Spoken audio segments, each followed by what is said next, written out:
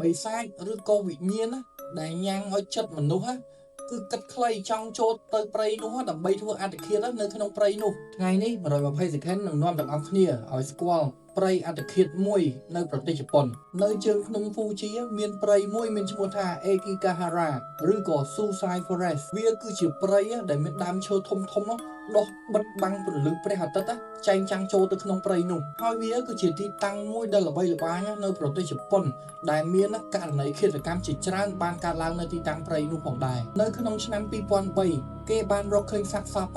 105នាក់ដែលបានធ្វើអត្តឃាតនៅក្នុងព្រៃនោះផងដែរចំណែកឆ្នាំ2010វិញមានការកត់ត្រា200ករណីជាងដែលធ្វើអត្តឃាតនៅក្នុងព្រៃនោះបន្ថែមទៀតរហូតដល់ការកត់ត្រាចុងក្រោយក្នុងប្រភពព័ត៌មាន NTV និង YBS News បានចុងក្រងថាចំនួនអ្នកស្លាប់គឺមាន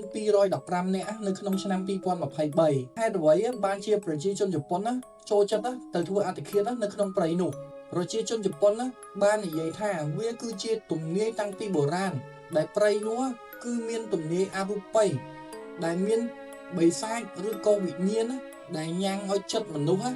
គឺគិតខ្លីចង់ចូលទៅព្រៃនោះដើម្បីធ្វើអត្តឃាតនៅក្នុងព្រៃនោះហើយមានអ្នកស្រាវជ្រាវឬក៏រុករកនៅពេលដែលគាត់ដើរចូលទៅកាន់ព្រៃនោះគឺគាត់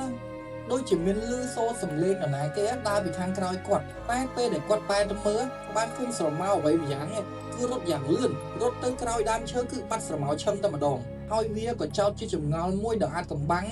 រហូតមកដល់បច្ចុប្បន្ននេះអំពីព្រៃនោះផងដែរហើយតំបន់នោះគឺត្រូវបានអាជ្ញាធរគឺរឹតបន្តឹងជាខ្លាំងហើយពួកគាត់បានលើកជាផ្លាកសញ្ញាអំពាវនាវនិងលើកទឹកចិត្តដើម្បីបង្ការករណីឃាតកម្មថ្មីនិងចង់ជួយឲ្យអ្នកមានវិបត្តិផ្លូវចិត្តបានសុវត្ថិភាពផងដែរ